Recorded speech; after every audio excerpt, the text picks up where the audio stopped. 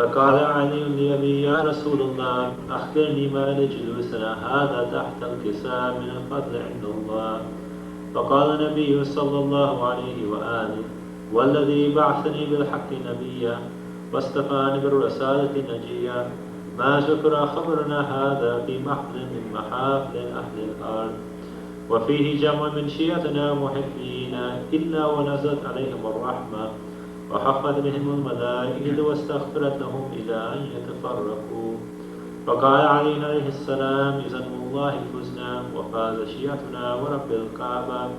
فقال لي رسول الله صلى الله عليه وآله يا علي والذي بعثني بالحق نبيا واصطفاني بالرسالة نجيا ما ذكر خبرنا هذا في محفل من محافل أهل الأرض وفيه جمع من شيعتنا محبين وفيه مهموم إلا وفرج الله غماه ولا مغموم إلا وكشف الله غماه ولا طالب حاجة إلا وقضى الله حاجته. فقال علي عليه السلام إذن والله فزنا وسعدنا وكذلك شيعتنا فازوا وسعدوا في الدنيا والآخرة ورب الكعبة. اللهم صل على محمد وآل محمد.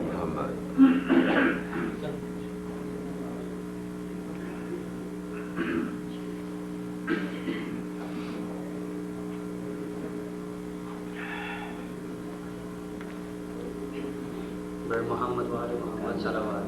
اللهم صل على خون ہم بہاتے ہیں زخم ہم سجاتے ہیں خون ہم بہاتے ہیں زخم ہم سجاتے ہیں یہ سلیقہ ماتم کے اور کس کو آتے ہیں خون ہم بہاتے ہیں زخم ہم سجاتے ہیں جا کے دیکھ لے دنیا آج بھی جلوسوں میں جا کے دیکھ لے دنیا آج بھی جلوسوں میں جن کے سر نہیں جھکتے وہ علم اٹھاتے ہیں خون ہم بہاتے ہیں زخم ہم سجاتے ہیں خون ہم بہاتے ہیں زخم ہم سجاتے ہیں شیخ جی شیخ خون ہم بہاتے ہیں زخم ہم سجاتے ہیں یہ سلیقہ ماتم کے اور کس کو آتے ہیں شیخ جی سبب کیا ہے ہر رجب کی تیرا کو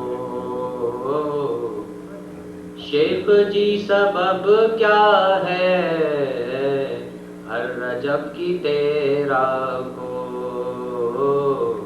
سب خوشی مناتے ہیں آپ بل بلاتے ہیں سب خوشی مناتے ہیں آپ بل بلاتے ہیں تم بھی کرو ماتم تم بھی سیکھ جاؤ گے ارے تم اگر کرو ماتم سیکھ جاؤ گے بخششوں کے دروازے کیسے کھٹکھٹاتے ہیں خون ہم بہاتے ہیں زخم ہم سجاتے ہیں یہ سلیقہ ماتم کے اور کس کو آتے ہیں خون ہم بہاتے ہیں زخم ہم سجاتے ہیں نعرہ صلوات اللهم صل على محمد محمد وآل محمد ننتر صلوات اللهم صل على محمد وآل محمد نعرہ حیدری اللهم صل على محمد وآل محمد بارے دیگر صلوات اللهم صل على محمد وآل محمد اللهم صل على محمد وآل محمد محمد وآل محمد صلوات اللهم صل على محمد وآل محمد اللهم صل على محمد وآل محمد نعرہ حیدری سبھی شہید موت بر مگر حسین ایک ہے سبھی شہید موت بر مگر حسین ایک ہے سبھی شہید موت بر مگر حسین ایک ہے سبھی شہید موت بر مگر حسین ایک ہے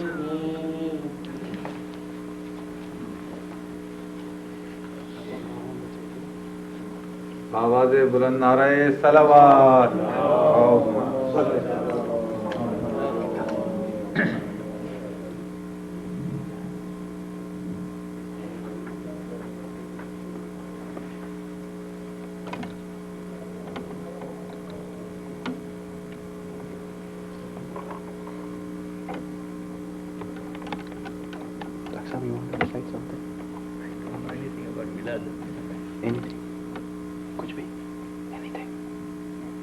any salam or any type of qasida, manqabat, anything. That's coming as soon as they can.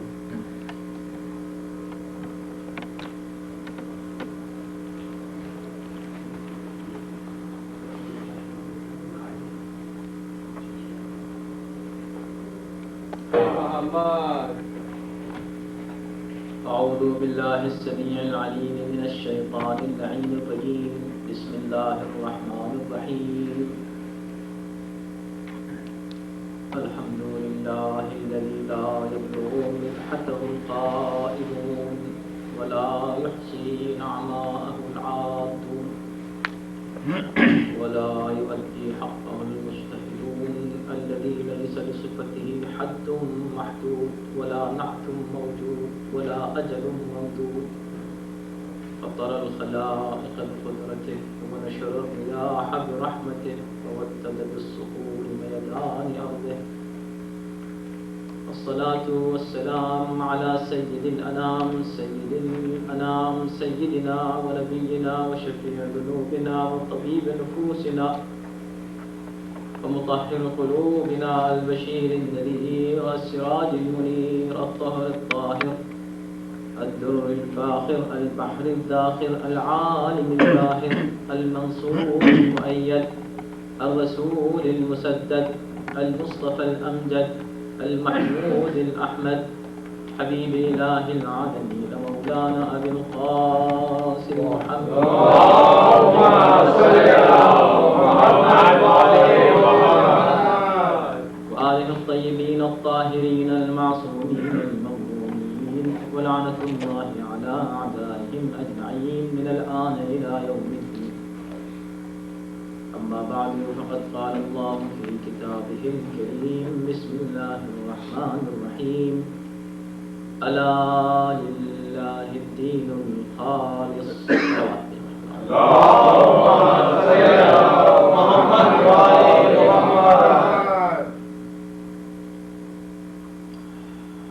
اس سے پہلے کہ میں اپنے سلسلے گفتگو کو شروع کروں،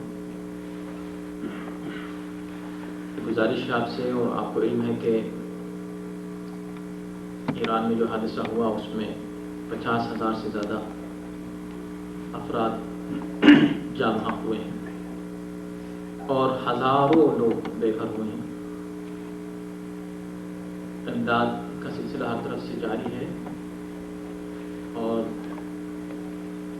میں امید کرتا ہوں کہ شکاگو کے مومنین بھی اس معاملے میں پیچھے نہیں رہیں گے۔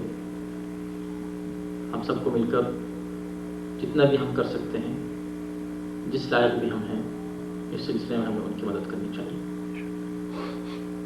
تو ایک سورہ فاتحہ ان تمام افراد کے لیے پڑھ دیں جو اس حادثے میں جاں بحق ہوئے۔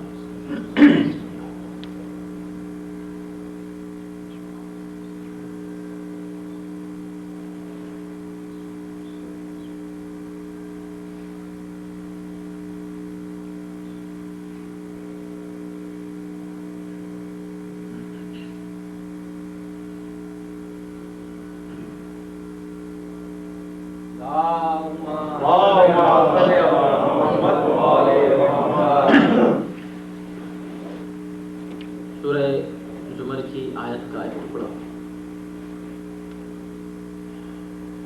میں نے آپ کے سامنے پڑھا ہے، جس میں ارشاد ہو رہا ہے الا۔ یہ لفظ الا عربی میں اس وقت استعمال ہوتا ہے جب کسی بہت اہم بات کی طرف لوگوں کو متوجہ کرنا ہو، آگاہ کرنا ہو، تو انہیں آگاہ کرنے کے لیے، متوجہ کرنے کے لیے، ان کے ذہن کو اور ان کی فکر کو متوجہ کرنے کے لیے یہ لفظ استعمال ہوتا ہے، تاکہ معلوم ہو کہ اس کے بعد جو بات کہی جا رہی ہے وہ بہت اہم بات ہے۔ اس طرح کی بہت سی مثالیں قرآن میں اور حدیث میں آپ الا للہ، آگاہ رہو، یاد رکھو، بھول نہ جانا اس بات، سمجھ لو، دیکھ لو کہ اللہ کے لیے جو دین ہے وہ بڑا خالص ہے، دین خالص ہے۔ خالص دین کا کیا مطلب؟ اللہ کے لیے خالص دین تو کی آیت خود اسی آیت سے پہلے، یہ تیسری آیت ہے سورہ زمر کی، اس سے پہلے جو آیت ہے آیت نمبر 2، اس میں ہے فَاعْبُدِ اللَّهَ مُخْلِصًا لَهُ الدِّينَ، اللہ کی عبادت کرو اخلاص کے ساتھ۔ تو دو چیزیں ہیں خلوص کے منزل میں۔ اخلاص تو آپ معلوم ہے کس کو کہتے ہیں؟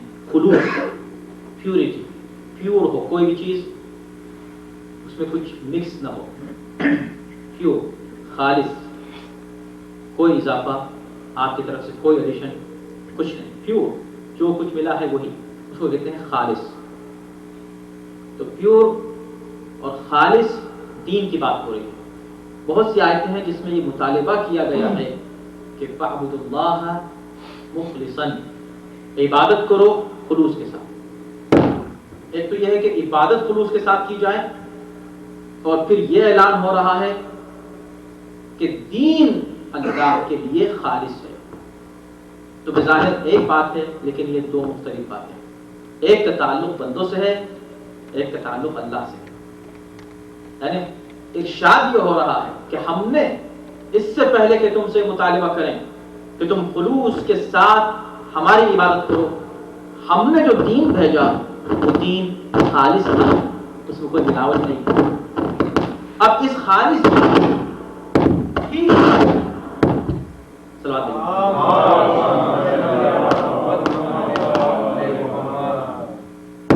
دیگر صلوات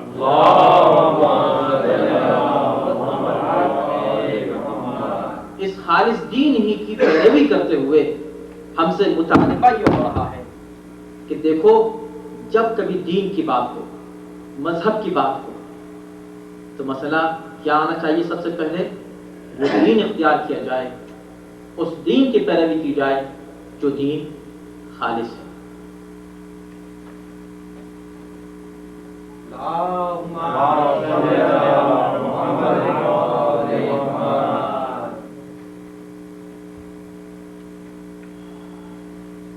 مقصد سے ٹھیک ہے، ہمارے صحیح ہے۔ آواز بلند نعرہ صلوات،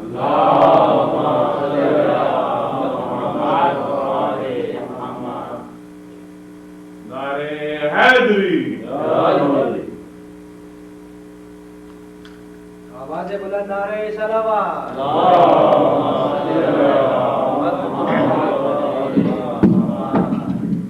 نعرہ حیدری،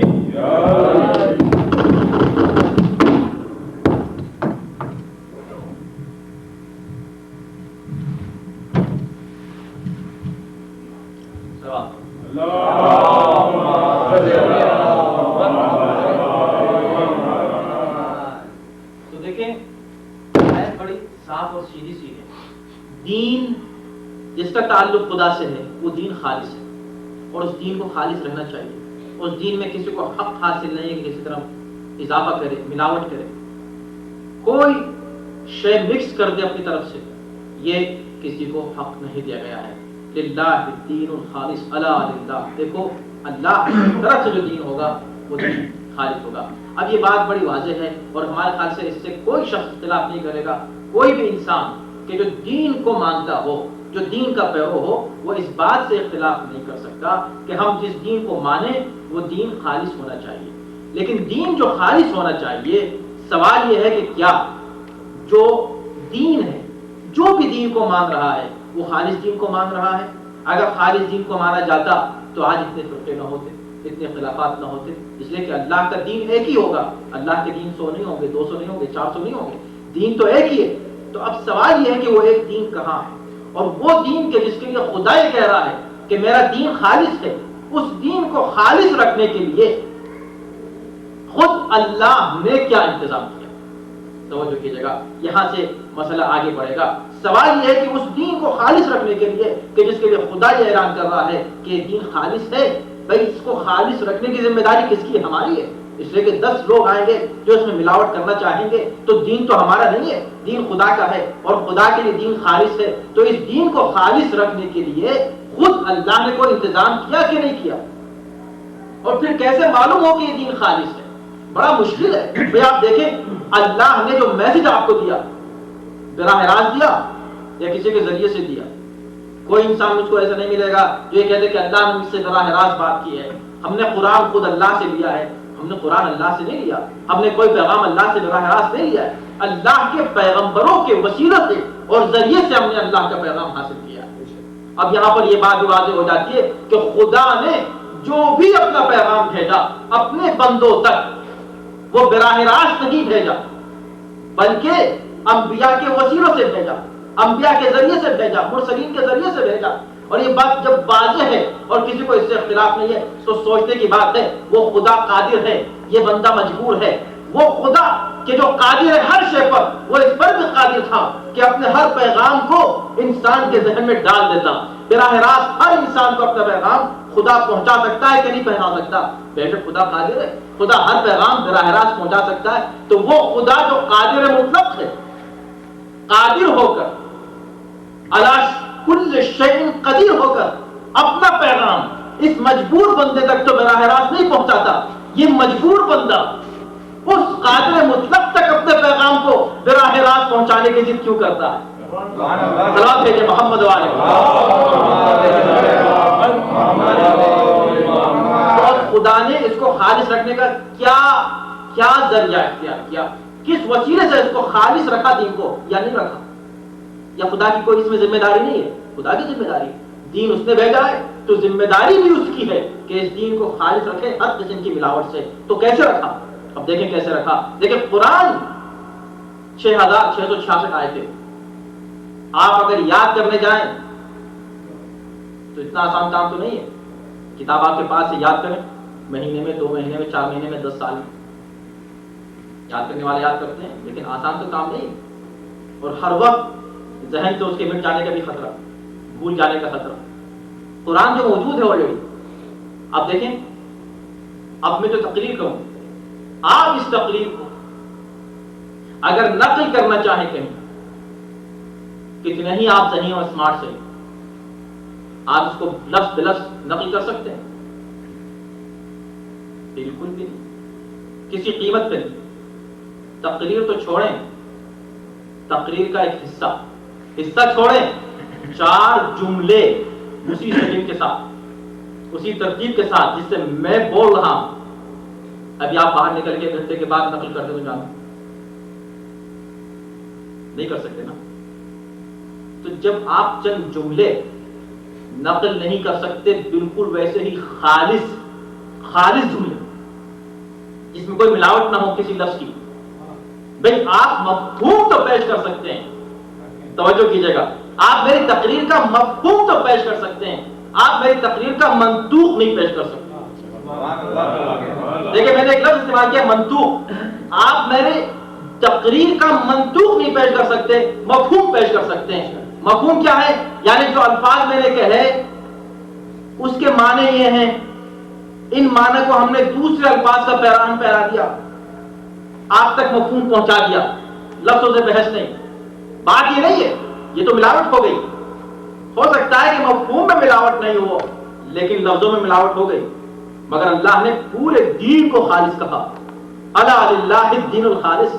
یہ نہیں کہ صرف اللہ کا پیغام خالص پہنچے، وہ الفاظ بھی خلوص کے ساتھ کسی ملاوٹ کے بغیر بندوں تک پہنچ جائیں جو اللہ نے بھیجے ہیں۔ یعنی مفہوم ہی نہیں، منطوق بھی بالکل ویسے ہی پہنچ جائے۔ تو ایک عام انسان منطوق کو نہیں پہنچا سکتا، بے عین نہیں وہی مفہوم پہنچا سکتا ہے۔ اب میں نے لفظ منطوق کیوں استعمال کیا؟ اس لیے کہ منطوق ہے نطق سے، نطق یعنی بولنا، اور جو چیز بولی جائے اس کو منطوق کہتے ہیں۔ الفاظ ہے منطوق، اس کے جو معنی ہے وہ ہے مفہوم۔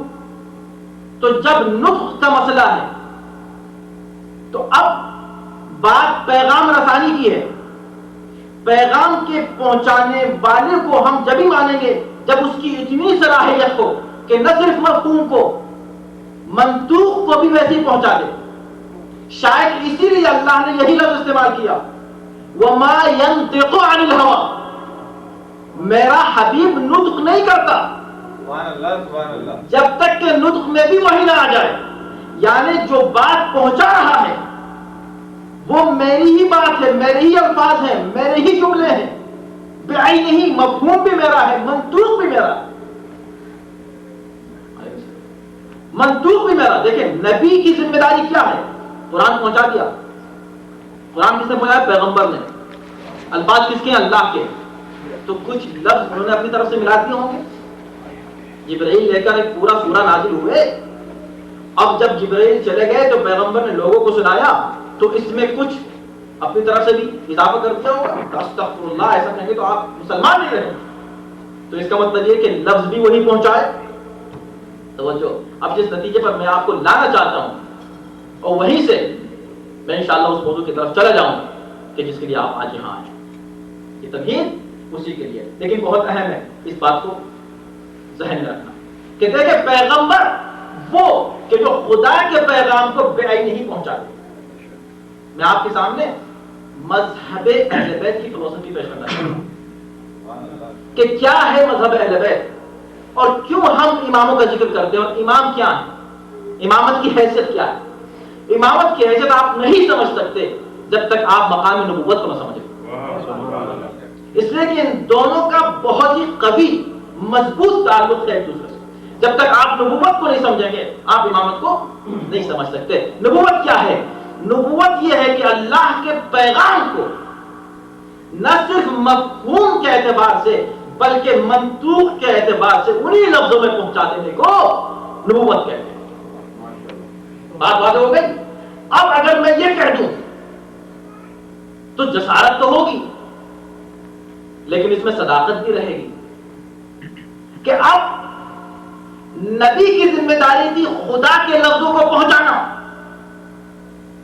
مگر دین آپ کسی مسلمان سے پوچھے جس کا تعلق کسی بھی فرقے سے ہو، مجھے اس کا مطلب نہیں، میں بات فرقے کی نہیں کر رہا ہوں، کسی بھی فرقے سے متعلق کوئی مسلمان سامنے آ جائے، اس سے پوچھے بتاؤ دین کس کو کہتے ہیں، بتاؤ شریعت فقہ کس کا نام، اسلامک لاز کس کو کہتے ہیں، تو کیا کہے گا؟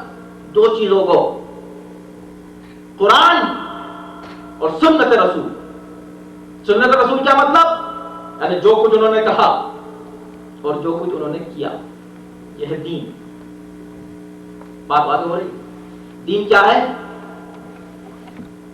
قرآن، اللہ کا کلام۔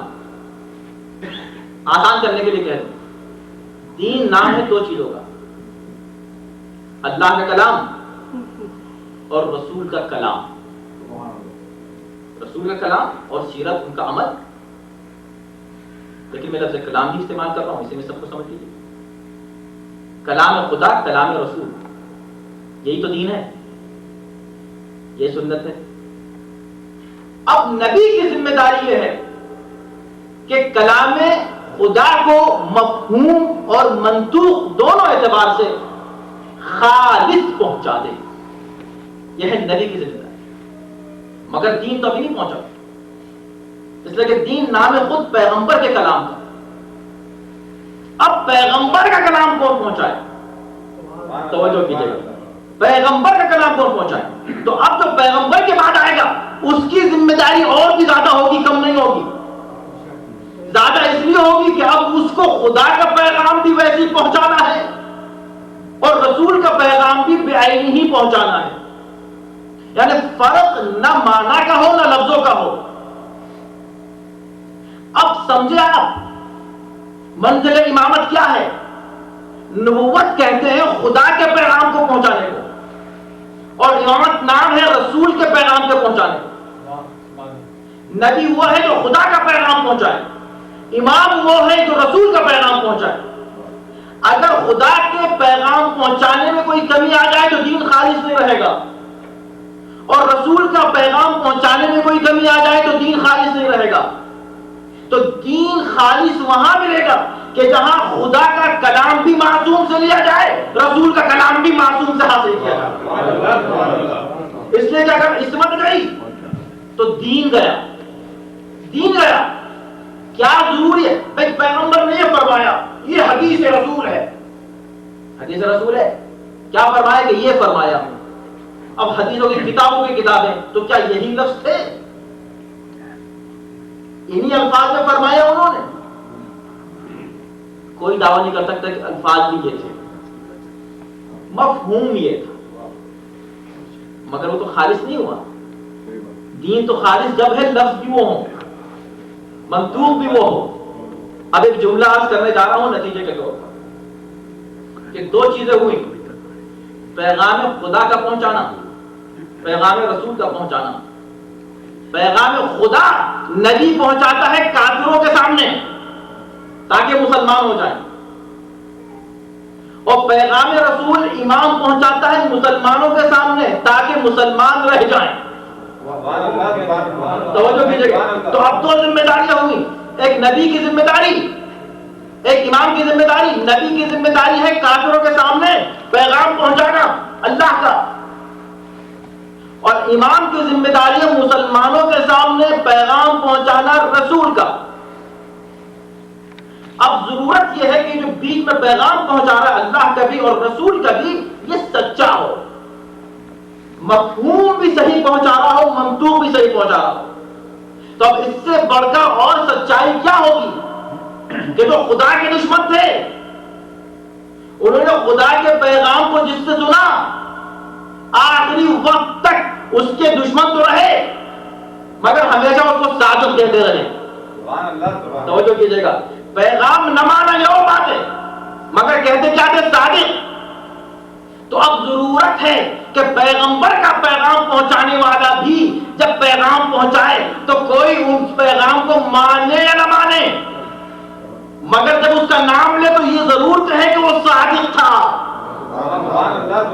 تو اب ہم کو معلوم ہوا کہ ہم کو جعفری کیوں کہا جاتا ہے، اس لیے کہ صادق کے ماننے والے ہیں۔ اس لیے جعفری کہ صادق کے ماننے والے۔ بھائی دنیا نے صادق مانا، دنیا نے ان کو صادق کہا، کیوں نہ کہیں، اس لیے کہ جس نے خدا کا پیغام پہنچایا تھا اس کو انہوں نے صادق کہا، اور جنہوں نے رسول کا پیغام پہنچایا ان کو ہر ایک نے صادق مانا. تو وہاں بھی صداقت ہے، یہاں بھی صداقت ہے. پتہ چلا کہ دین خالص وہاں ملے گا کہ جہاں رسول کا پیغام بھی اخلاص کے ساتھ پہنچ رہا ہے، اور وہاں ملے گا جہاں اللہ کا پیغام بھی اخلاص کے ساتھ پہنچ رہا ہے. صلوات بھیجے محمد.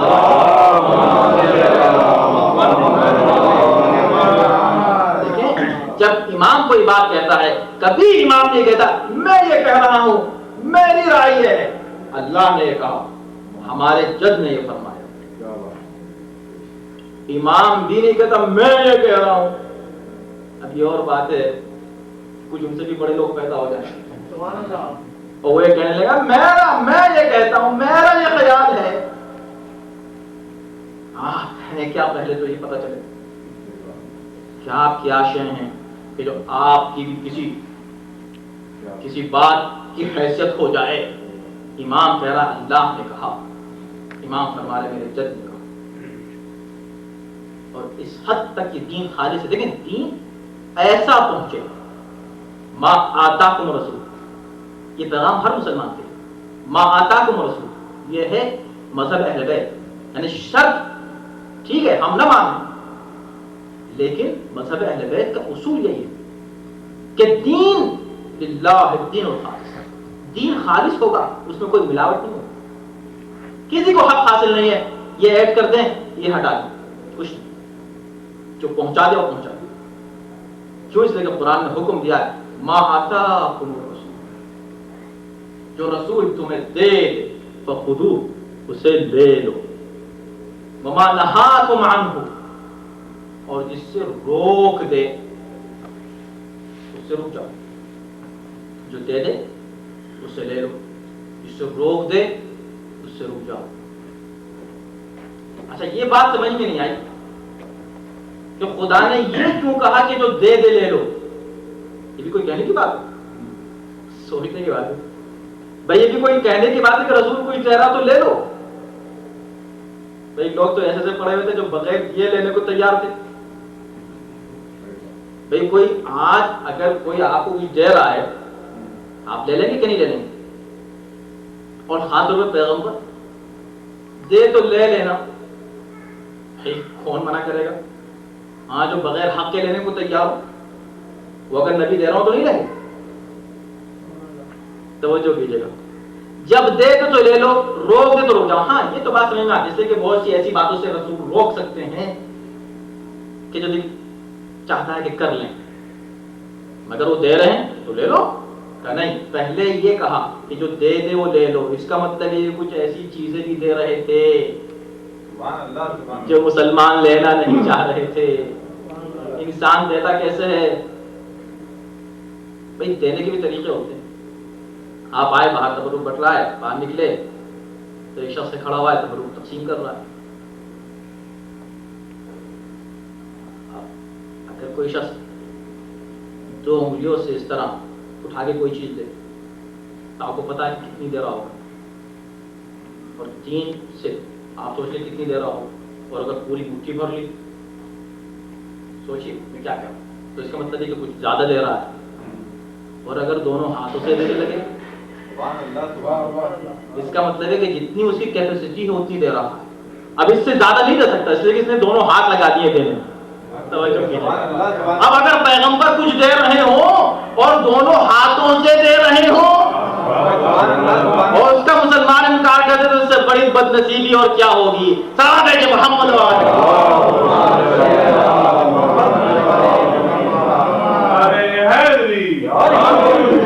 جو نبی دے بس اسے لو، اس میں اپنی طرف سے میرا یہ عقل کہ میرے دماغ آج کل یہ زمانہ یہ ذرا سا اس میں تھوڑا سا یہ ہونا چاہیے اور وہ ہونا چاہیے. یہ 1400 سال پہلے کی بات تھی، آپ کی عقل اس سے بھی پہلے کی رکھتی ہے. اگر آپ ایسی بات کر رہے ہیں، صاحب عقل کبھی قرآن پر اور دین پر انگلی نہیں اٹھا سکتا، اس لیے کہ خالق عقل کا کلام، خالق عقل. تو جو رسول دے اسے لینا ہے. اچھا ابھی میں نے آپ کو مثال دی کہ ایک شخص تبرک بانٹتا ہے اور اس نے ایک ہاتھ تقسیم دیا. جب آپ کو دے گا دوسرے دن آپ آئے, آپ نے کہا کوئی اور صاحب تقسیم کر رہے ہیں, تبرک بانٹ پڑے. انہوں نے اٹھایا, اسی انداز سے انہوں نے آپ کو دے دیا. تو کیا آپ سمجھتے ہیں کہ مان لیجیے اگر وہ چنے بانٹ رہے ہیں تو کیا اتنے ہی چنے نہیں ہوں گے جتنے کل آپ کو ملے تھے فلاں صاحب سے؟ حالانکہ انہوں نے بھی اسی اسٹائل میں کوئی فرق نہیں, انداز میں کوئی فرق نہیں. انہوں نے بھی ہاتھ بھر کے دیا اور دوسرے دن آپ آئے, انہوں نے بھی ہاتھ بھر کے دیا. کیا آپ سمجھتے ہیں کہ بالکل گنتی میں برابر ہوں گے؟ لیکن یہ تو ہو ہی نہیں سکتا. کیوں نہیں ہو سکتا؟ کیا ایسے نہیں ہو سکتا کہ ہر ایک کے ہاتھ الگ الگ ہیں؟ اگر وہی ہاتھ ہوگا تو ممکن ہے کہ پھر وہی ہو, اتنی تعداد ہو. اس بات کو ذہن میں رکھیے. اس کا مطلب یہ ہے کہ ہاتھ کی بھی اہمیت ہے. اسی لیے رسول کے لیے دینے کی بات کی. جب رسول دے, انسان دیتا ہے ہاتھ سے. ایک شخص ہے, وہ خواب میں دیکھتا ہے پیغمبر اسلام ہے, مسجد میں بیٹھے ہیں. اس کے شہر کی مسجد ہے جامع مسجد. پیغمبر اسلام اس کے شہر میں تشریف لائے اور بیچوں بیچ بیٹھے ہیں اور لوگ ملنے آ رہے ہیں اور پیغمبر اسلام کے سامنے خرموں کا ایک طبق رکھا ہوا. خرمے, کھجور, ڈیٹ, ان کا ایک طبق رکھا ہوا. لوگ آ رہے ہیں, پیغمبر لوگ دے رہے ہیں, یہ بھی آگے بڑھے. پیغمبر نے ایک مٹھی خرمے اٹھائے اور کہا لو. اس نے لیے, باہر نکلنے لگا, خرموں کو گنا, 18 خرمے. اس نے سوچا کہ شاید میری زندگی کے 18 سال لگے. اس نے اس کی تفسیر کی تعبیر کی اپنے خواب کی. تقریباً 20 دن کے بعد اس کو علم ہوا کہ پیغمبر اسلام کے فرزند امام رضا علیہ السلام تشریف لائے.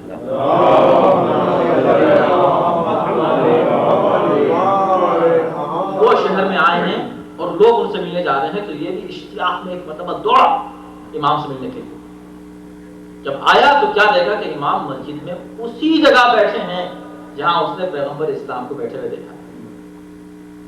سامنے ویسے ہی طبق رکھا ہوا. ایک مٹھی اٹھائی, امام نے اٹھانے کے بعد اس کو دے دی کہ لو بھائی. اس نے لیے, اس کو خواب یاد آیا. اس نے فوراً خرموں کو گنا, ان میں 18 خرمے 18 تھے. یہ تعداد ایک کیوں ہوئی؟ ہاتھ مختلف ہوتا تو تعداد بدل جاتا. تو یہ جو ہاتھ کل دے رہا تھا وہی ہاتھ آج دے رہا ہے. فرق یہ ہے کہ اس کا نام محمد تھا, اس کا نام علی ہے. صلوات بھیجیے محمد.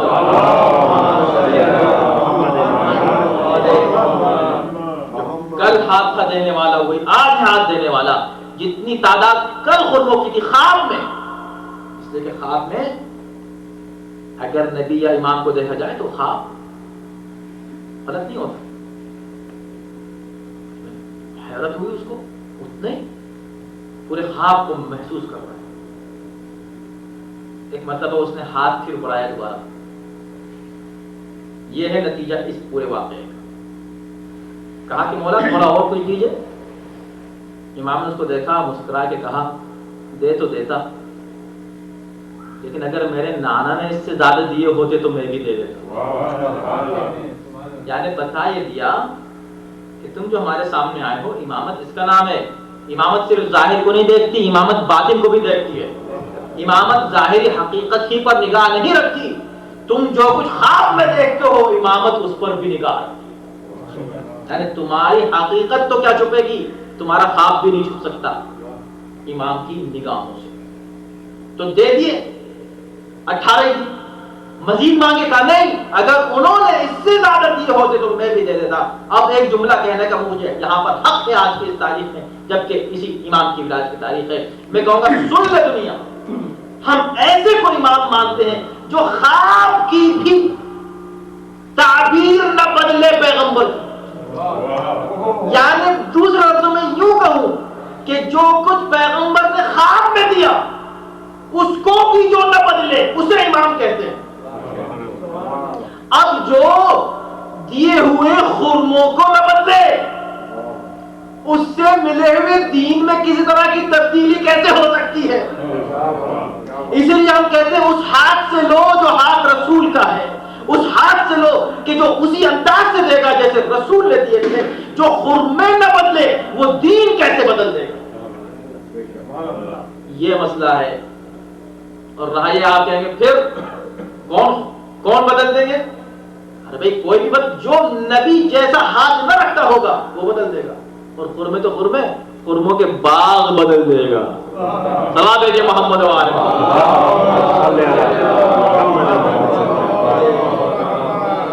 یہ ہے امامت. اس منزل کو سمجھنا. آپ نے سمجھے کیا سمجھنا ہے تو ہم سمجھ گئے. جی نہیں، بہت کم لوگ ہیں جو سمجھتے ہیں اس منزل. اپنے کو کہہ لینا کہ ہم شیعہ ہیں یہ بہت آسان ہے. زبانی تو ہلانا ہے، کرنا ہی کیا ہے. لیکن اس منزل پر پہنچنا اطاعت کی منزل اطاعت، منزل ولایت اہل بیت، محبت اہل بیت. آپ دیکھیں کہ اس دور میں یعنی ہر امام کا جب آپ ذکر کرنے بیٹھیں تو اس کو نہ بولیں کہ سب سے پہلے آپ کو امام کے دور کے حالات پر نگاہ ڈالیں کہ امام نے کس دور میں کس انداز سے تبلیغ کی. 8ویں امام کے دور میں جو حالات تھے اور مختلف مذاہب تھے جو ایک دوسرے سے دست و گریبان، اور امام اس انتہائی ناگفتبہ کیفیت میں اور حالات میں اس انداز سے شمع شریعت کو روشن کیے ہوئے گویا فانوس بنے ہوئے تھے شمع توحید و رسالت کے. جبکہ عام طور پر جب آپ نگاہ ڈالیں تو ایسا لگتا ہے کہ جیسے سب سے آسان دور 8ویں امام کا دور تھا. لیکن اگر آپ سیاست پر نگاہ ڈالیں اس دور کی اور پھر سیاست علوی کہ جو اس سیاست کا جواب دے رہی ہے اس پر نگاہ ڈالیں تو آپ کو معلوم ہوگا کہ سب سے زیادہ سخت دور سیاسی اعتبار سے امام کا دور تھا. کہ امام کا مقابلہ کھلے ہوئے دشمن سے نہیں تھا، اس دشمن سے تھا جو دنیا کے سامنے اعلان ہی کر رہا ہے کہ میں نے ان کو ولی عہد بنا دیا، میں ان کو خلافت واپس کر رہا ہوں. پوری آپ کے سامنے پورے حالات میں اس کو دہرانا نہیں چاہتا. ان حالات میں امام نے جن مسائل کو واضح کیا ہے شدت کے ساتھ، وہ سب سے بڑا مسئلہ عقیدے کا ہے. پڑھیے جا کر امام کے حالات میں، اس لیے کہ یہ وہ دور تھا کہ جس میں مختلف مذاہب نئے عقیدے لا رہے تھے اور عقیدوں کا ٹکراؤ ہو رہا.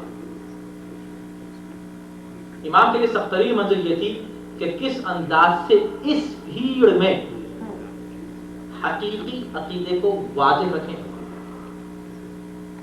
اور ایسا نہ ہو کہ جو مختصر اس وقت ماننے والے بڑی تعداد تو نہیں تھی، آپ کو پتہ ہی ہے، اور جو لوگ بھی تھے وہ تقیے ہیں. اس مختصر تعداد کو کیسے محفوظ رکھیں اس ماحول سے کہ جس ماحول میں ان کے چاہنے والے زندگی گزار رہے ہیں. یہ قیادت کا کام ہے کہ وہ کس انداز سے ماحول سے محفوظ رکھے قوم کو. پیئر پریشر بہت جلدی پڑتا ہے نا انسان پر. اس زمانے میں تو آپ سے بھی کم تعداد جو آج ہے، تو کیا حالات رہے ہوں گے. اب وہاں بچانا ہے.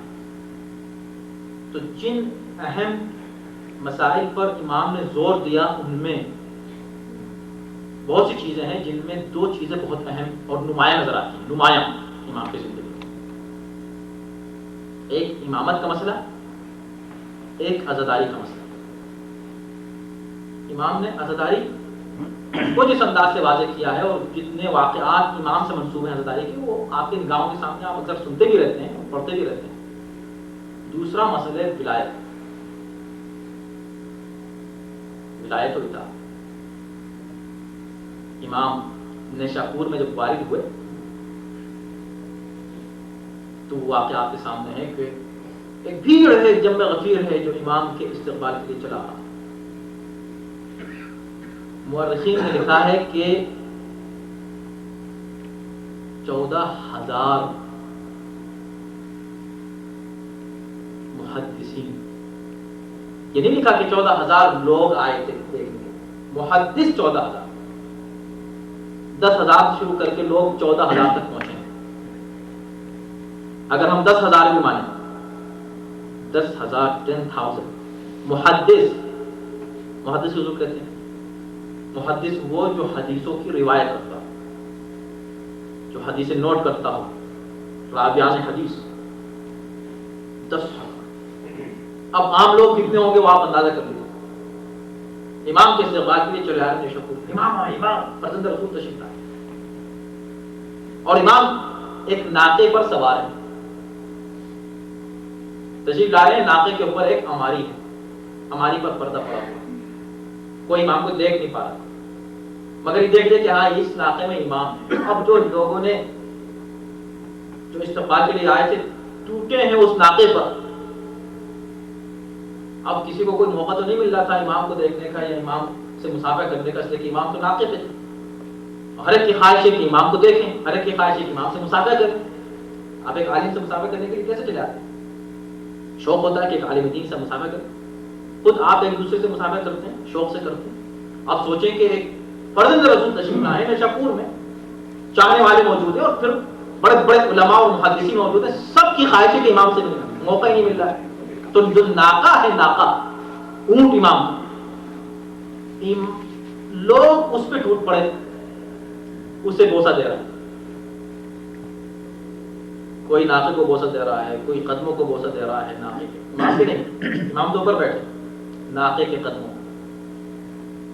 اب ہسٹری میں یہ لکھا ہے کہ یہ جو بوسہ دینے والے تھے یہ عام لوگ نہیں تھے، ان کے لفظ محدث استعمال ہوا ہے. یہ لوگ محدثین تھے، روایان حدیث تھے جو چلے آ رہے تھے اور امام کے ناقے کو بوسہ دے رہے تھے.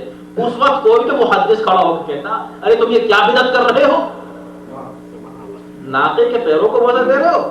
مگر کوئی نہیں بولا. کیوں؟ اس لیے کہ جانتے ہیں کہ ناقہ ضرور ہے مگر نسبت دیکھو کس کی طرف ہے، نسبت امام کی طرف ہے.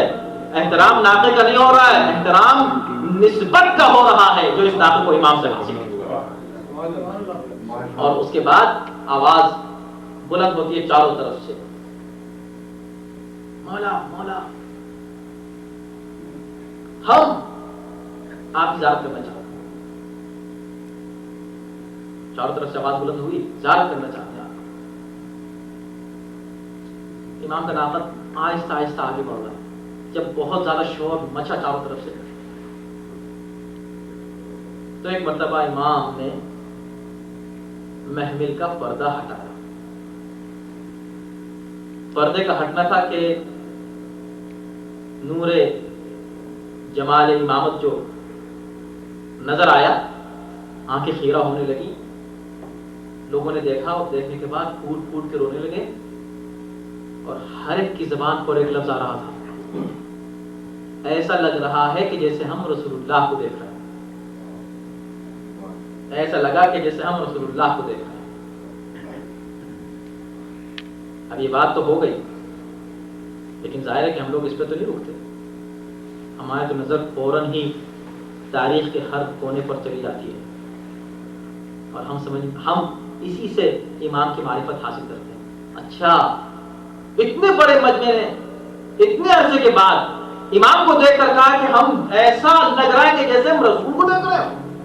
تبھی تو ہم کہتے ہیں کہ امام کس کو کہتے ہیں؟ امام وہ ہوتا ہے کہ اگر شب کے پردے میں رسول کے بستر پر سو جائے تو کافر اس کو رسول سمجھنے لگے، اور اگر دن کے اجالے میں مسلمانوں کے بیچ میں آ جائے تو مسلمان بھی اس کو رسول ہی سمجھنے لگے. اس کو کہتے کیوں؟ اس لیے کہ اتنا رسول سے مشابہ ہو کہ اس کو دیکھیں اور جمال رسالت یاد آ جائے. رسول دیکھا اور اس کے بعد ایک مرتبہ سب نے مل کے آواز دی یا ابن رسول اللہ، جب آپ آئے ہیں تو کوئی حدیث بیان کی. اب یہ جو 10,000 کی یا 14,000 کی یا 12 یا 11,000 کی تعداد بیان کی ہے تاریخ میں محدثین کی، تو صرف یہ نہیں کہا کہ محدث تھے، بلکہ یہ کہا کہ سب کے سب اپنے ہاتھوں میں قلم دوات لے کے چلے آئے تھے کہ امام حدیث بیان کریں گے اور ہم اس کو فوراً نوٹ کریں، لکھیں. چاروں طرف مجمع ہے اور تیار ہے قلم حدیث نوٹ کرنے کے لیے. جب رسول اللہ کوئی حدیث بیان کی، اب جب اصرار بڑھا لوگوں کا تو انہوں نے کہا ٹھیک ہے سنو. ان ابھی منہ سے لکھا ہو ان ابی جعفر بن صادق، عن ابی محمد بن باقر، عن ابی علی بن الحسین، عن ابی حسین بن علی، عن ابی امیر المؤمنین، عن اخیہ رسول اللہ، عن جبرائیل، عن اللہ. توجہ فرمایا. اب جو سلسلے حدیث جب بیان کی جاتی ہے تو سلسلے سند بیان کیا جاتا ہے. یہ حدیث کہاں سے ملی، اس سے پوری چین بیان کی جاتی ہے. امام نے جو چین بیان کی تو لوگ پریشان ہو گئے اور پتہ چلا کیا نام رکھا. اس حدیث کا نام ہی پڑ گیا حدیث سلسلۃ الذھب، سنہری چین. سنہری چین کیوں؟ کیا اس لیے کہ بیچ میں کوئی غیر معصوم آیا ہی نہیں. بیان کرنے والے سے لے کر خدا تک بیچ میں کسی غیر معصوم کا ذکر نہیں ہے. چونکہ ذکر نہیں ہے لہذا یہ حدیث سلسلۃ الذھب پاک اور پاکیزہ حدیث ہے جو ایک امام سے لے کر خدا تک پہنچ رہی ہے، حدیث قدسی. اب امام یہ حدیث بیان کرنے والے مورخین نے لکھا ہے کہ یہ حدیث سلسلۃ الذھب اگر پورے ناموں کے ساتھ اس دور میں، یہ لکھا ہے کتابوں میں کہ اس دور میں لوگوں نے اس کو ڈالا شفا کے طور پر، اگر دیوانے کے بھی گلے میں ڈال دیا تو ٹھیک ہو گیا. دیوانہ بھی ٹھیک ہو گیا. کیونکہ ظاہر ہے کہ دیوانہ ان ناموں سے ٹھیک نہیں ہوگا تو پھر کیسے ٹھیک ہوگا. یہ تو نام ہے کہ جو دیوانوں کو کیا صاحبان عقل کی بھی عقل میں اضافہ کرتے ہیں. ہر مرض کی دوا سمجھا گیا ان ناموں کو سلسلۃ الذھب. ہم نے کہا آپ نے ایک ہی حدیث سنی ہے سلسلۃ الذھب؟ ہمارے پاس الحمدللہ جتنی حدیثیں ہیں سب سلسلۃ الذھب، اس لیے کہ سب اسی سلسلے سے آتی ہیں. کبھی آپ نے سنا کہ چھٹے امام نے کہا کہ میں نے فلاں سے سنا ہے کسی اور سے؟ ہر امام معصوم ہی کے حوالے سے حدیث بیان کرتا. سلسلۃ الذھب کی حدیث کیا تھی؟ کہا کہ خدا فرماتا ہے من قال لا الہ الا اللہ دخل حصن ومن دخل حصنی امن من عذاب. بڑی اچھی حدیث ہے اور اس میں سارے سبھی لوگ خوش ہوئے اور آپ کیوں نہیں خوش ہوں گے؟ ضرور خوش ہو جائیں گے. فرمایا کہ خدا یہ فرماتا ہے کہ لا الہ کلمۃ لا الہ الا اللہ حصن. لا الہ الا اللہ کلمہ، یہ جو آپ لا الہ الا اللہ کہتے ہیں زبان سے، لا الہ الا اللہ کا کلمہ کیا ہے؟ میرا قلعہ ہے. من دخل حصنی امن من عذابی، جو میرے قلعے میں داخل ہو گیا وہ میرے عذاب سے محفوظ رہے گا. یہ بات تو فوراً لوگوں نے نوٹ کی. 10,000 قلم کاغذ اور دوا نوٹ کر لو. اللہ نے فرمایا حدیث قدسی ہے کہ جو لا الہ الا اللہ کے قلعے میں داخل ہو جائے وہ میرے عذاب سے محفوظ رہے گا. یہ کہا امام نے پردہ ڈالا اور آگے بڑھ گئے. اب لوگ نوٹ کر رہے ہیں، لکھ رہے ہیں اور بڑے خوش ہیں. اچھا تو ہم تو لا الہ الا اللہ قلعے میں ہیں، ہم تو ضرور جنت میں جائیں گے، ہم تو ضرور اللہ کے عذاب سے محفوظ ہیں. باتیں ہو رہی ہیں، خوشی ہو رہی ہے. پیغمبر کی حدیث، پیغمبر کے ذریعے سے اللہ کی حدیث قدسی پہنچ رہی ہے. اب کیا شک ہے اس بات میں کہ ہم جنت میں پہنچ جائیں گے؟ بات ہو رہی ہے یہ وہ منزل کی جہاں امام نے ہر موقع پر متوجہ کیا ہے. امام آگے بڑھے، آگے بڑھنے کے بعد ناقد کو رکنے کا حکم دیا. ناقد رکا، امام نے پردے کو ہٹایا اور اس کے بعد آواز بلند کہا سنو. لوگ رک گئے. امام نے فرمایا ولیکن بشرطها و شروطها، لا الہ الا اللہ کے قلعے میں جو داخل ہو جائے وہ اللہ کے عذاب سے محفوظ تو ہو جائے گا، لیکن بشرطها و شروطها، اس کی شرط ہے اور اس کی شرطیں ہیں. وَأَنَا مِن شُرُوطِهَا، اور ان شرطوں میں سے ایک شرط میں بھی ہوں. لوگوں نے اس کو لکھ لیا. امام آگے بڑھ گئے. اب جس کی سمجھ میں آیا اس کی سمجھ میں آ گیا، اور جس کی سمجھ میں نہیں آیا اس کی آج تک سمجھ میں نہیں آیا. توجہ کیجیے بھائی، امام نے کتنی واضح بات کہی. ولیکن بشرطها وشروطها، اس کی ایک شرط کے ساتھ اور اس کی بہت سی شرطوں کے ساتھ. یہ شرطها و شروطها کا نکل ہوتی. ولیکن بشروطها، یہ کہہ رہے تھے بھائی اس کے ساتھ کچھ شرطیں بھی ہیں. نہیں، اس کے ساتھ ایک شرط ہے اور اس کے ساتھ کچھ شرطیں ہیں. ایک الگ ہے سنگولر، پلورل الگ ہے. ایک جو ہے وہ بھی شرط ہے، ایک سے زیادہ جو ہے وہ بھی شرط ہے. کس کی شرط ہے؟ لا الہ الا اللہ کی. یعنی کہنا یہ تھا کہ لا الہ الا اللہ کہہ کے بچ نہیں سکتے جب تک اس کی ایک شرط نہ ہو. وہ ایک شرط کیا ہے؟ محمد رسول اللہ. اور محمد رسول اللہ جو ایک شرط ہے وہ بھی کافی نہیں ہے جب تک اس کی شرطیں نہ ہوں. اب وہ شرطیں کیا ہیں تو لوگ ڈھونڈتے پھرتے. امام نے پہلے کہہ دیا وہ جو شرطیں ان شرط میں سے میں ایک ہوں. اس سے زیادہ واضح اور کیا ہوگا کلمہ طیبہ. تو بتا دیا کہ یاد رکھنا کہ لا الہ الا اللہ بھی تمہارے کام نہیں آ سکتا اگر تم نے ہم کو چھوڑ دیا. ہماری شرط کے بغیر، ہمیں مانے بغیر لا الہ الا اللہ کا کلمہ بھی تمہیں کام نہیں لے سکتا، تمہارے کام نہیں آ سکتا. لکھ لیا. اب پتہ چلا کہ لا الہ الا اللہ کہنا عذاب الہی سے بچا تو لیتا ہے، لیکن یہ کافی نہیں ہے. ایک شرط بھی ہے ساتھ، اور پھر شرطیں بھی ہیں ساتھ. یعنی نبوت بھی ہے، امامت بھی ہے. نبی ایک ہے، امام 12 ہے. اس لیے وہ سنگولر یوز ہوا، یہ پلورل یوز ہوا. اب ایک جملہ میں یہ کہوں، امام نے جملہ کہہ دیا، پیغام دنیا کو دے دیا کہ دیکھو کلمہ طیبہ کیا ہے اور لا الہ الا اللہ کی شرطیں کیا ہیں. ان میں سے میں ایک ہوں، 12 میں سے میں ایک ہوں ان شرطوں میں سے.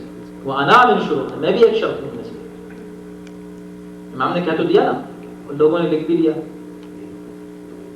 یہ عجیب بات، میری بات یہ سمجھ میں نہیں آ رہی. مورخین نے لکھ تو دیا، لیکن سوچیں عجیب پہلو ہے اس میں. کیا امام جب نیشا پور پہنچے تو انہوں نے کوئی مطالبہ کیا تھا کہ میں حدیث بیان کرنے والا ہوں، قلم کاغذ لے کر آ جانا؟ نہ قلم مانگا نہ کاغذ مانگا. توجہ کیجیے گا، بغیر مانگے 10,000 دواتے بھی ہیں، قلم بھی ہیں. اور کل لانا نے صرف ایک قلم مانگا تھا اور نہیں ملا. شاید اللہ کا نظام یہ ہو کہ ٹھیک ہے تم نے جو ان کے نانا کو نہیں لکھنے دیا تھا، آج میں انہی کے فرزند سے وہی بات تم سے لکھوا کے رہوں گا. تم ولایت نہیں قبول کرنا چاہ رہے تھے، میں ولایت کا اعلان ان کے فرزند سے آج نیشاپور میں ہزاروں کے مجمع کروا کے رہوں گا، تم سے لکھوا کے رہوں گا. تم ایک قلم نہیں لائے تھے، آج بغیر مانگے 10,000 قلم چلے آ رہے ہیں. صلوات دیجیے محمد.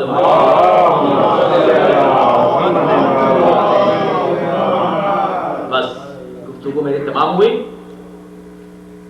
لیکن پیغام ابھی پورا نہیں پہنچا. اس لیے چند جملے، اور وہ یہ کہ امام نے کیا کہا؟ کلمۃ لا الہ الا اللہ حصنی. لیکن بلاغت کلام امام ہے. امام نے ڈائریکٹ یہ نہیں کہا کہ جو لا الہ الا اللہ کہہ دے وہ عذاب سے محفوظ ہے. توجہ کیجیے گا، یہ بہت اہم مسئلہ ہے. جو بھی لا الہ الا اللہ کہہ دے وہ عذاب سے محفوظ ہے. جی نہیں. کلمۃ لا الہ الا اللہ حسنی، پہلے یہ بات کہ کلمہ لا الہ الا اللہ میرا قلعہ ہے، اب جو اس قلعے میں داخل ہو جائے وہ عذاب سے محفوظ ہے۔ اب ایک صحابی جو باہر کھڑے ہوئے قلعے کے اور کہنا کیا زبردست قلعہ ہے، کیا زوردار قلعہ ہے، اور دشمن کی فوج آئی اس کا سب کاٹ دیا اس کو، اور کسی نے کہا صاحب کمال ہے قلعے کے پاس کھڑا تھا قلعے نے بچایا نہیں۔ امام یہ کہہ رہے ہیں کہ من دخل حصنی، جو اس قلعہ لا الہ الا اللہ میں داخل ہو جائے وہ بچے گا، وہ نہیں جو باہر کھڑا ہوا تعریف کر رہا، جو داخل ہو جائے اس قلعے میں لا الہ الا اللہ۔ اب اس کا مفہوم آپ خود سمجھیں کہ کیا مطلب ہے اس کا لا الہ الا اللہ کے قلعے میں داخل ہونے کا، یعنی اب ہماری اپنی کوئی خواہش نہیں ہے، جو کچھ بھی ہے مرضی معبود ہے، وہ جو اس کی مرضی وہ ہمارا عمل، جو اس کی خواہش وہ ہماری خواہش، اس کا نام ہے قلعہ لا الہ الا اللہ میں داخل ہو جانے کا حکم پروردگار۔ خدا کیا کہہ رہا ہے کہ ہماری خواہش، ہمارا دل کیا کہہ رہا ہے، ہمارا دل یہ مان رہا ہے ہم یہ چاہتے ہیں، ہم کچھ بھی چاہتے ہوں، جو خدا چاہتے ہیں، جو خدا چاہتا ہے وہ کریں۔ جب آپ ایسا کریں گے تو اس کا مطلب ہے کہ آپ قلعہ لا الہ الا اللہ میں داخل ہو گئے۔ تو کلمہ لا الہ الا اللہ کہنا نہیں ہے، کلمہ لا الہ الا اللہ کے قلعے میں داخل ہونا ہے۔ اور کوئی شخص اس پر فخر نہ کرے کہ صاحب میں تو بڑا عابد و زاہد ہوں، جو خدا کہتا ہوں میں کرتا ہوں، اور میں تو بڑا قرآن پہ عمل کرتا ہوں، لہذا میں قلعہ لا الہ الا اللہ میں داخل ہو چکا ہوں۔ امام نے یہ بھی کہہ دیا کہ داخل ہونے کے بعد بھی ایک شرط ہے، اور شرط یہ ہے کہ رسول کو بھی مانو ہم کو بھی مانو۔ جو ہمارا انکار کرے گا وہ بھی عذاب الہی سے محفوظ نہیں رہ سکے گا، اور قلعے میں داخل ہونا اس کو فائدہ نہیں پہنچائے گا، اس شخص کی طرح کہ جو باہر کھڑا ہوا قلعے کو دیکھ رہا ہے، نہ اس کو فائدہ پہنچائے گا قلعہ، نہ اس داخل ہونے والے کو پہنچائے گا قلعہ فائدہ، کہ جو رسول کی بات کو ٹھکرا رہا ہو یا امام کی بات کو ریجیکٹ کر رہا ہے۔ امامت، نبوت، توحید، یہ جو تسلسل یہی وہ چیز ہے۔ آج اسی امام کی ولادت کی جس نے اس انداز سے قوم کو ان حالات میں اتنے اسٹرانگ میسیجز دیے ہیں، جو کہ آسان نہیں تھا، اور کسی امام کو ایسے موقع کہاں ملے کہ جو 10,000 کا مجمع امام کو یہ بات پہنچا۔ اور اب آپ یہ سوچیں، اس پر غور کریں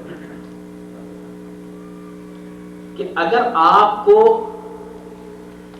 زندگی میں کوئی ایک بات کہنے کا موقع نہیں ہوتا ہے کہ آپ آئیے مائک پر بس ایک جملہ کہیں، 1 منٹ ہے آپ کے پاس، تو کیا آپ اپنا سفر نامہ بیان کرنا شروع کر دیں گے؟ وہاں سے چلا تو گاڑی ذرا سا رک گئی تھی، میں اس کو ٹھیک کر رہا تھا اور یہ ہو رہا تھا، اور وہ ٹائم ختم، ہٹیے چلے نہیں۔ اب آپ یہ سوچیں گے کہ جو سب سے اہم پیغام ہے مجھے 1 منٹ میں دینا ہے، جتنی ساری باتیں ان کو ہٹاؤ، جو سب سے اہم پیغام، اس سے جو سب سے اہم پیغام بس وہ دینا۔ وقت کم ہے، اتنے وقت میں کہنا، وہ موقع بھی ایسا ابھی آیا ہے، اس کے بعد موقع نہیں آئے، نہ اس سے پہلے آیا ہے، تو اس وقت آپ کیا پیغام پہنچائیں؟ امام نے کیا پیغام پہنچایا؟ 10,000 محدث کھڑے ہوئے اور کہہ رہے کچھ پہنچائیے، ہزاروں حدیثیں تھیں، سینکڑوں حدیثیں پہنچا سکتے تھے، یہی حدیث کیوں پہنچائی؟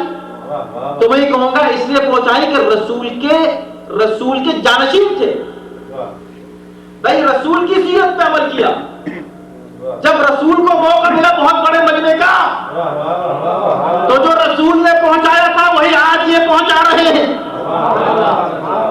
انہوں نے غدیر میں پہنچایا، انہوں نے نیشاپور میں پہنچایا۔ صلوات ہے محمد۔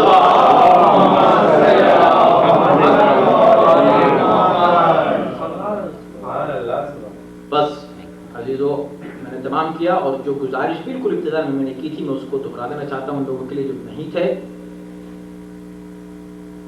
کہ ہم قلعہ لا الہ الا اللہ میں اگر داخل ہیں تو آپ یقین جانیں، اور یہ بات بہت مشکل ہے، ہر شخص خود اپنا امتحان خود لے سکتا ہے، ضرورت نہیں کہ کوئی دوسرا اس پہ تبصرہ کرے۔ میں اپنے بارے میں کہوں تو مجھے خود اپنے بارے میں زیادہ معلوم ہے کہ ہم کس حد تک قلعہ لا الہ الا اللہ۔ ایران میں جو حادثہ ہوا اس نے کتنے دلوں کو تڑپایا، کتنے لوگوں نے اس کو محسوس کیا، کتنے دلوں میں زلزلہ آیا، اور کتنے لوگ اپنے بزنس میں مصروف ہیں، اپنے کاموں میں مشغول ہیں. ہاں ایک خبر آئی ہے بھی ٹھیک ہے، ختم. جیسے 10 خبریں آتی ہیں، پیپر میں پڑھ لیا، نیوز میں سن لیا کہ اگر ایسا ہے تو میں نہیں سمجھتا کہ کوئی شخص ایسا سوچنے والا قلعہ لا الہ الا اللہ میں داخل. اس لیے کہ جن لوگوں پر یہ مصیبت آئی ہے اور اچانک مصیبت آئی ہے وہ کون لوگ؟ ممکن آپ یہ سوچ رہے ہوں، میں سمجھتا ہوں دکھ اور درد تو ہر مومن کو ہے بے شک، بلکہ بحیثیت انسان ہر انسان کو ہے. انسان جو جن کا کوئی تعلق نہیں اس مذہب سے، وہ لوگ اس کا مظاہرہ کر رہے ہیں، تو ہم کو کیوں نہیں ہوگا؟ لیکن ایمانداری سے بتائیے کہ اب تک ہم لوگوں نے کیا کیا اس کام کے لیے؟ ہو سکتا آپ سوچ رہے ہیں وہی میں سوچ رہا تھا. ہر انسان ہی سوچ سکتا ہے کہ بھئی ہم کیا کریں کہ بڑی بڑی حکومتیں مدد کر رہی ہیں، ہم کتنا جمع کر لیں گے اگر ہم نے کیا بھی تو چند ہزار ڈالر والا، وہاں اس کی کیا حیثیت ہے اس مختصر کی. دیکھیں مسئلہ نہیں کہ وہاں کیا حیثیت ہو، بات یہ ہے کہ ہماری ذمہ داری کیا ہے، قیامت میں ہماری کیا حیثیت ہے. جتنا بھی کر سکے. حسینی میں تو ہم لوگوں نے ایک فنڈ اس کا کھولا ہے، باقاعدہ ریلیف فنڈ ہے، اور بغیر جھجک کے میں لوگوں سے اپیل کر رہا ہوں کہ آپ لوگ جتنا بھی ہو سکے اس میں ڈالیں، تاکہ ہم لوگ جتنا جلدی ہو سکے وہاں پہنچائیں جو بھی ہماری حیثیت ہے، تاکہ ہم اللہ کے سامنے شرمندہ نہ ہوں. اور آپ یہ نہ سمجھیں کہ اگر آپ $100 دیں، $200 دیں تو اس کی کوئی حیثیت نہیں، اس لیے کہ وہاں ملینز میں ایڈ پہنچ رہی ہے. بے شک صحیح بات ہے، پہنچنی چاہیے، اس سے بھی زیادہ کی ضرورت ہے. لیکن اگر آپ کے $100 سے 10 اینٹیں لگ گئیں کسی ایک گھر کے بننے میں، تو جب شہر نیا بن رہا ہے تو آپ کی 10 اینٹیں قیامت تک انشاءاللہ وہاں باقی ہیں.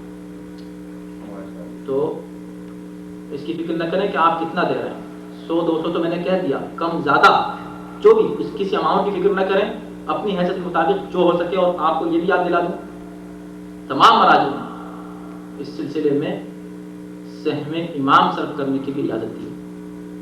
آیت اللہ سیستانی نے 50%، اور ان کے جتنے آیات الزام ہیں انہوں نے 30%، کچھ لوگوں نے 70%. بہرحال سہم امام کا کچھ حصہ بھی اس پہ صرف کیا جا سکتا ہے. لہذا اس میں کسی طرح ہم لوگ پیچھے نہ رہیں. اگر آپ لوگ کے ریسورسز ہوں ڈائریکٹ بھیجنے کے تو ڈائریکٹ بھیجیں، اگر آپ لوگ یہاں معصوم میں جمع کر سکتے ہوں تو یہاں جمع کر کے آپ بھیجیں، ورنہ یہاں الارشاد گروپ بھی ہے اور حسینی نے بھی اپنا اکاؤنٹ کھولا ہے. اور آپ براہ راست یہاں اور بھی کچھ ایسے ایڈریسز ہیں جو ہم آپ کو دے سکتے ہیں کہ آپ ان کو بھیج سکتے ہیں براہ راست، یا کسی عالم کے حوالے کر دیں، وہاں بھیجیں. جو بھی طریقہ ہو، اصل مقصد یہ ہے کہ وہاں کسی طرح، بلکہ خود ایران میں اس کے لیے ایک الگ کمیٹی بنی ہے، ریلیف کمیٹی کی، جو وصول کر رہی ہے اور آپ کو باقاعدہ منظم طور پر وہ ریلیف وہاں پہنچا رہی ہے. اور وہاں تو کوئی شک ہی نہیں ہے، جیسے اگر کسی اور ملک میں ہوتا تو ہم سوچتے کہ پیسہ کہاں جائے گا، وہاں جانے کے بعد تو ہمیں پوچھنا بھی نہیں کہ کہاں گیا. اس لیے کہ نہ صرف یقین بلکہ یقین کامل ہے کہ جو لوگ اس ملک کی سرپرستی کر رہے ہیں وہ انشاءاللہ بالکل صحیح جگہ اس پیسے کو پہنچائیں گے. تو میں معذرت کر جو ہے چاہتا ہوں کہ میں نے آپ کا وقت لیا، لیکن یہ بہت اہم پیغام ہے کہ جو آپ اپنے دوستوں کو، گھر والوں کو، بچوں کو دیجیے آپ، تاکہ بچوں کو معلوم ہو کہ ہم کون ہیں. ان سے کہیں کہ بیٹے یہ $10 تم ڈالو اس فنڈ میں، ریلیف فنڈ میں. ان کی عادت پڑے گی، بیٹا یہ $25 تم ڈالو، جاؤ تم دے کر آؤ $25، 50 تم دے دو. اپنے بچوں سے کہیں، بچے آگے بڑھیں اور اس کام میں حصہ لیں، تو انشاءاللہ کم سے کم شکاگو سے کچھ نہ کچھ ہونا چاہیے اس سلسلے میں. اور کبھی مت سوچے کہ دیر ہو گئی ہے، اس لیے کہ وہ ایک ایسی تباہی ہے کہ جس کی بعض آباد کاری میں کافی وقت لگے گا. تو جب بھی، جس موقع پر بھی، جس حد تک بھی، البتہ جلدی سے جلدی، اتنا مطمئن بھی نہ ہو جائے، چاہے تو اس سلسلے میں انشاءاللہ اقدامات کریں. آئیے ہم سب مل کر دعا کرتے ہیں کہ پروردگار، آج شب ہے ولادت کی ہمارے امام کے، خداوندہ تجھے واسطہ اسی امام رضا کا کو تو نے راضی و رضا قرار دیا اور جس کو تو نے عظمت بخشی، جس کو تو نے امام اور معصوم قرار دیا، جس کی بارگاہ میں پہنچ کر کوئی دعا رد نہیں ہوتی، خدا جو مومنین یہاں اس وقت موجود ہیں ان کی جملہ دل مقاصد اور حاجات کو پورا فرما۔ خدا ہر آفت بلا اور مصیبت سے، دنیاوی اور اخروی، آسمانی اور زمینی آفات و بلیات سے جملہ مومنین اور مومنات کو محفوظ محمود رکھے۔ خدا ہمارے عقائد اور ایمان میں استحکام اور قوت عنایت فرما، ہمیں عمل صالح کی توفیق کرامت فرما، گناہ کبیرہ و صغیرہ سے محفوظ رہنے کی توفیق فرما، ہمارے گناہ صغیرہ و کبیرہ کو بخش دے۔ خدا جو مومنین پریشان حال میں پریشانی دور فرما، خصوصاً آج اس دور میں جو لوگ رزق و روزی سے پریشان ہیں، خدا ان کی اس پریشانی کو دور کرتے ہوئے ان کو حلال طیب و طاہر پاک و پاکیزہ رزق و روزی کرامت فرما۔ جن کو تو نے روزی اور رزق عنایت فرمایا ہے ان کے اس روزی میں برکت اور اضافہ عنایت فرما۔ جو مومنین بیمار ہیں ان کو صحت اور شفا عنایت فرما، خصوصاً حسن رضا عباس صاحب جو بہت ہی سخت کریٹیکل پوزیشن میں صدر اسپتال میں ہیں، اور ہمارے مہدی مرزا صاحب جو بیٹھے ہیں، ان کی والدہ بہت ہی سخت، بہت ہی نازک حالت میں اسپتال میں ہیں، ان کے لیے، اور ہمارے روشن صاحب کے فرزند سجاد صاحب کی اہلیہ صدف وہ بھی بیمار ہیں، ان کے لیے، اور جملہ مومنات جو آپ کے نظر میں ہیں ان سب کے لیے دعا فرمائیں، پروردگار ان کو صحت و شفاء عاجل و کامل کرامت فرما، اپنے خدم علی آخری ایمان کے ظہور میں تعجیل فرما، کیا ہونا سامنے سب کو داخل شامل ربنا تقبل منا انک انت السمیع العلیم۔ آخر میں سورہ فاتحہ حضرات ان تمام حضرات کے لیے جو ایران کے اس زلزلے کے حادثے میں جاں بحق ہوئے ہیں۔